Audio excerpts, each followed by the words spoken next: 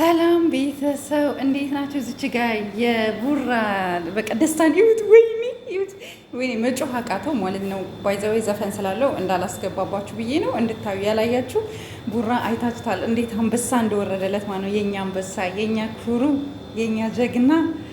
ለማንኛውም ዩዘር ማን እንደሆነ ታውቃላችሁ? አንበሳውን ለቡሩክ ማን እንደሰጠው ታውቃላችሁ? ገምቱ እስኪ ማናት? ገምቱና ኮመንት ላይ አስቀምጡ ማለት ነው። ለማንኛውም ይመችክ። እውነት በጣም ነው ደስ ያለኝ። በጣም ማለት መጀመሪያ ላይ በቃ ቅር ብሎኝ ነበረ። እውነት ለመናገር የነበረኝን ሰጥቼ በቃ በእናታችሁ ምናምን ሲል በቃ በጣም በቃ ሊሸንፍ ነው ብዬ እያሰብኩኝ ከድንገት ያልታሰበ ነገር አንበሷ ወርዳለች ማለት ነው። ቡራ ሁሌም አሸናፊ ነህ አንተ፣ ሁል ጊዜ ማለት ነው። ኤኒ ታይም አንተ ግዴታ አሸናፊ ነህ እና ደግሞ ይሄ ልጅ በጣም ነበር ሲጮህ የነበረው። አንድ አበባ ሲሰጠው አይታችሁታል?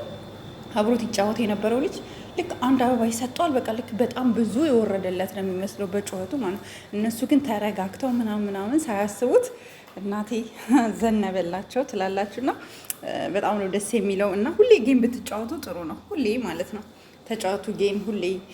ምክንያቱም ቲክቶክም መዝናኛ ስለሆነ ማለት ነው። እና የትላንትናው የቡራ ደስታ ያስደሰታችሁ አላችሁ ጋይስ? አላችሁ የላችሁ? በሉ ካላችሁ ኮሜንት ላይ ደስ ብሎናል፣ እንኳን ደስ አለሽ እያላችሁ።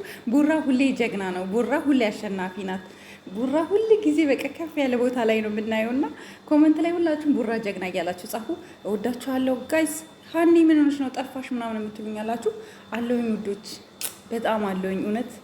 ያው አንዳንዴ የማይመቹ ነገሮች አሉ። ላይክ የሆነ በቃ ያው መናገር የማትፈልጉት ለሚዲያ የማይወጣ ነገሮች አሉ። እንደዛ ነገር ላይ ስለሆንኩኝ ነው። እወዳችኋለሁ፣ አከብራችኋለሁ። ለዚህ ቤት አዲስ የሆናችሁ ላይክ፣ ሼር፣ ሰብስክራይብ ማድረጋችሁ እንዳደረሱ። ባይ ባይ።